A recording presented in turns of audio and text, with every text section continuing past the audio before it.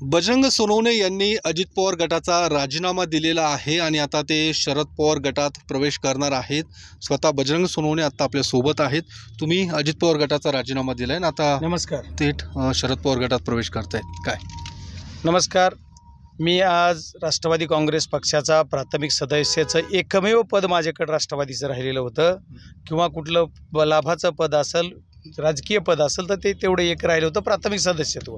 त्याचा मी आज प्रत्यक्ष राजीनामा आदरणीय प्रदेशाध्यक्ष तटकरे साहेबांना देऊन जिल्ह्याचे अध्यक्ष यांच्याकडेही पाठवलेला आहे आणि ते राजीनामा पाठवून मी आज माझ्या कार्यकर्त्यांची, माझं जे कुलदैवत आहे खंडेरायाच्या चरणी मी जेजुरीला जाऊन आज बैठक कार्यकर्त्याची 2 वाजता बोलवली। त्या बैठकीला मी आता जात आहे आणि त्याच्यानंतर पुढील निर्णय काय होईल ते पुढे पाहता येईल। पवार साहेबांची सुद्धा भेट घेतलेली आहे। तुम्ही बीड लोकसभा लढवणार का? कारण तुमच्या नावाची चर्चा आहे, त्यामुळे तुमचं तसं काही झालंय का बोलणं? पवार साहेब हे आदरणीय भारत देशातलं हिमालय एवढं नेतृत्व आहे, त्यांची भेट तर मी तर एक त्यांचा कार्यकर्ताच आहे, कार्यकर्ताच होतो किंवा माझी राजकीय जी वाटचाल सुरू झाली त्या काळात आदरणीय पवार साहेबांना श्रद्धेय मानूनच मी सुरुवात झालेली असल्यामुळं पवार साहेबाला भेटायला मीच काय, पण भारतीय जनता पार्टीचे मोदी साहेब सुद्धा येतात, बाकी दुसऱ्यांचं काय देशाचे पंतप्रधान, त्याच्यामुळं भेटाय गेलो हा विषय गौण आहे, पण मी असे लोक भेटत असतात आणि मी त्या पद्धतीने पवार साहेबांना भेटलेलो। लोकसभा लढवणार आहात का तुम्ही? नाही, हा माझा आज तरी मला याच्यावर काही बोलता येणार नाही। आजच्या क्षणाला मी माझ्या कार्यकर्त्यांची 2 वाजता बैठक आहे, आता त्याला काही सेनावा बाकी आहेत। कार्यकर्त्यांची बैठकीमध्ये काय निर्णय होणार त्याच्यानंतर मी परत पुन्हा पवार साहेबाकडे जाणार की आणखी काय होणार ह्याच्यावर त्याच्यानंतरचा पुढचा प्रश्न आहे। त्याच्यामुळे मी आज आत्ता फक्त या क्षणाला एकच सांगू शकतो की मी कार्यकर्त्यांच्या बैठकीत कार्यकर्त्यांना बोलून माझा पुढील निर्णय कळवेल। पण मग काय नेमकं ज्या पद्धतीने कुठं ते प्रेशर आहे तुम्हाला या सगळ्या याच्यामधनं? कारण तुम्ही अजित पवार गटाचा राजीनामा दिलेला आहे, धनंजय मुंडेंचे तुम्ही खूप खास जवळचे समर्थक मानले जात आहेत, त्यामुळे कुठंतरी एक प्रेशर येतोय तुमच्यावर?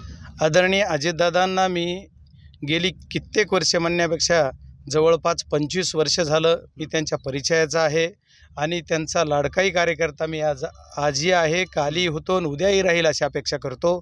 आणि आदरणीय धनंजय मुंडे साहेबाबरोबरही मी 17 वर्ष झालं संसार करतोय, त्याच्यामुळं माझ्याकडून कुठं काही चूक झाली असलं तर उदार अंधकरणाने त्यांनी मला माफ करावी, मला हीच त्यांच्याकडून अपेक्षा आहे। आणि तसे ते खूप जागरूक, खूप भविष्यवाणी जाणणारे नेते आहेत, त्याच्यामुळे ते मला माफ तर करतीलच, ते त्यांचा विषय आहे। पण अजितदादा जे आहे ते अजितदादांचा माझा सदैव माझ्यावर आशीर्वाद आहे, इथून मागेही होता, आजही आहे आणि उद्याही राहील, त्याच्यात कसलीही शंका नाही। तुम्ही लोकसभा नाही तर विधानसभा असं काहीतरी चर्चा तुमच्याबद्दल आहे की तुम्ही लढवणार काय? तशी काही चर्चा झाली पवार साहेबांसोबत? आता मला एक सांगा, माझ्यासारखा सदस्य, मी तुम्हाला आत्ता अगोदरच सांगितलं की फक्त राष्ट्रवादी काँग्रेसचा प्राथमिक सदस्यत्व एवढंच पद माझ्याकडे आहे गेली 3 वर्षाच्या नंतर। त्याच्यामुळं मला माझ्यासारख्या एका छोट्या कार्यकर्त्याला, ना ज्यांचे वडील कुठं ग्रामपंचायत सदस्य होते, ना कुठल्या बॅक हिस्ट्री म्हणजे माझ्या घरात कुठं राजकारण होतं, कार्यकर्ते आणि जनता हीच माझी राजकीय आई वडील आहेत, त्याच्यामुळं त्यांच्या जीवावरच माझा राजकीय जन्म झालेला आहे। त्याच्यामुळं माझ्याकडे असं काय स्किल आहे की ज्या स्किलच्या आधारे तुम्ही म्हणताय की मी लोकसभा नाही तर विधानसभा, आणि राहिला विधानसभेचा विषय तर विधानसभा माझी। तुमचा अचानक लोकसभेच्या तोंडावरती तुमचा पक्षप्रवेश होतोय, कारण तुम्ही अजित पवार गटात होतात, अचानक तुम्ही आता शरद पवार गटात येत आहे, त्यामुळे जी लोकसभेची गणितं जुळवायचं कामं सुरू आहेत, त्यामुळे तुम्ही लोकसभा लढवणार? हा विषय तुमच्याकडनं जो प्रश्न आला त्याचं उत्तर मी देत होतो की होम पीच जो माझा आहे केज विधानसभा मतदारसंघ, तो केज विधानसभा मतदारसंघ राखीव आहे आणि त्या राखीव कॅटेगरीत मी येत नाहीये, त्याच्यामुळे मला तो लढता येणारच नाही।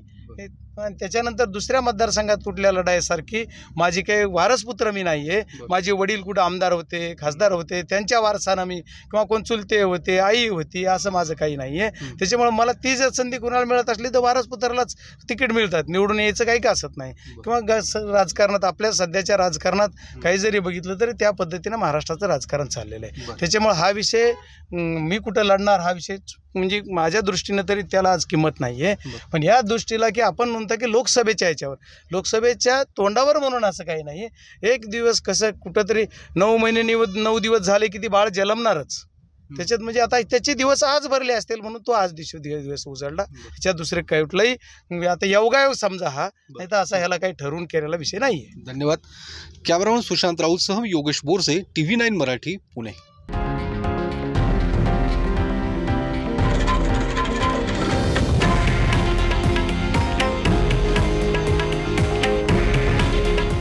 हे आहे देशातील नंबर 1 न्यूज नेटवर्क आणि आपण पाहत आहात TV9 मराठी. काळजी तुमची, हित महाराष्ट्राचं.